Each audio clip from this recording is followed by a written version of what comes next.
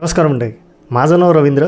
मी तुम्हा सर्वांचं स्वागत करतो या नव्या कोऱ्या यूट्यूब चॅनलवरती, ज्याचं नाव आहे रचनापुत्र रवींद्र. त्याच्या पहिल्या व्हिडिओमध्ये या व्हिडिओमध्ये जर काही चूकभूल झाली, माझ्याकडून बोलण्यात मागे पुढे झालं तर आपण सर्वांनी मला सांभाळून घ्या. बाकी आता हा प्रवास आपण सुरू करतोय, तो शेवटपर्यंत आपण असंच चालू राहू देऊ. जर आपण कुठल्या नव्या गोष्टीचा शुभारंभ करतो तर एकदम उत्तम आणि चांगल्या कलाकृतीनेच किंवा चांगल्या विचारानेच करण्याचा प्रयत्न करतो. तर मी सुद्धा आज रिव्ह्यू करण्यासाठी माझा पहिला या चॅनलवरचा पहिला रिव्ह्यू करण्यासाठी चित्रपटाचा ट्रेलर निवडला आहे, मुक्काम पोस्ट बोंबिलवाडी.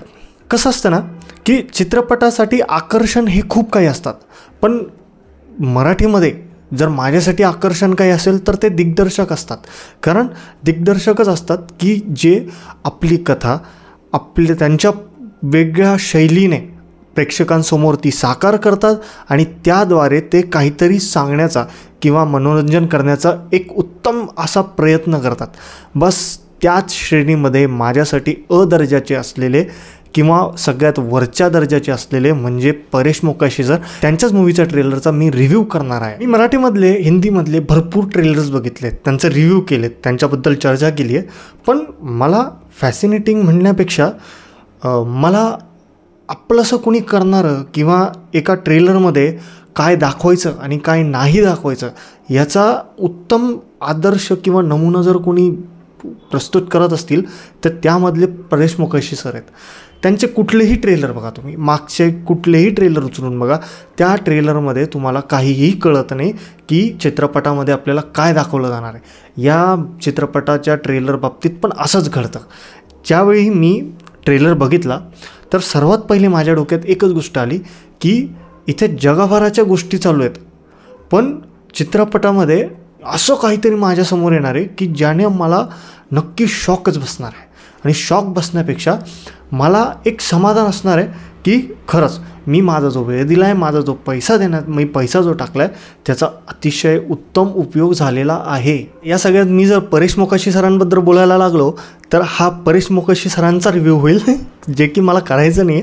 सर्वात पहिले मला त्यांच्या येणाऱ्या चित्रपटाच्या ट्रेलर बाबतीत बोलायचं आहे. ट्रेलर बाबतीत सांगायचं झालंच तर हा एका मराठी नाटकावरती आधारित चित्रपट आहे, ज्याचं नाव आहे मुक्काम पोस्ट बोंबिलवाडी. नाटकाच्या नावाने या चित्रपटाचं नाव आहे. दिग्दर्शकसुद्धा तेच आहेत, परेश मोकाशी.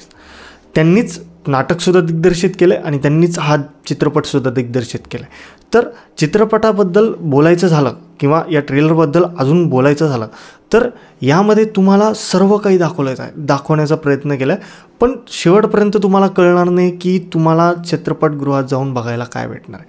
कारण यातले तुम्ही सेट्स बघा, यातलं जे डिझाईन दाखवलं आहे सेट्सचं ते एक अप्रतिम आहे. कलाकार लोकांनी जे काही काम दाखवलं आहे चित्रपटात, ट्रेलरमध्येच इतकं चांगलं काम दिसतंय. आनंद इंगळे झाले, प्रशांत दामले झाले, वैभव मांगलेकर झाले, ही लोक मराठी चित्रपट क्षेत्रातली दिग्गज मंडळी आहे. मोकाशी सरांबद्दल एक गोष्ट मला फार आवडते की ते त्यांची गोष्ट असते एक साधी, पण त्याला जे प्रेझेंट करण्याचा प्रयत्न करतात ना, ते या ट्रेलरमध्ये कळतं की त्यांनी कशा वेगळ्या वेने ते प्रेझेंट करण्याचा प्रयत्न केला. त्यांचं नाटकही तेवढ्या तोडीचं होतं आणि हा ट्रेलरसुद्धा हा तेवढ्याच तोडीचा दिसतो आहे. यातलं सेट डिझाईन बघा, यातलं कॉस्च्यूम बघा, यातले डायलॉग्स बघा. ट्रेलरमध्ये सुद्धा काही डायलॉग्स आहेत ते जे तुम्हाला नक्की खिळवून हसवून ठेवतात. त्यातलं मला एक सगळ्यात आवडलेला डायलॉग की नेपथ्यमध्ये म्हणण्यापेक्षा मागून एक आवाज येत असतो, त्याच्यामध्ये ते मराठीत बोलायला सांगतात. तर विस्टन चर्चिलचं एक कॅरेक्टर आहे जे त्यांचं नाव विस्टन चर्चिल घेतात, तर त्यांना ते मराठीत बोलायला सांगतात. तर ते तिथे बोलतात की विस्टन चर्चिल हे नावच इंग्लिशमध्ये, तर याला मराठीमध्ये कसं करणार.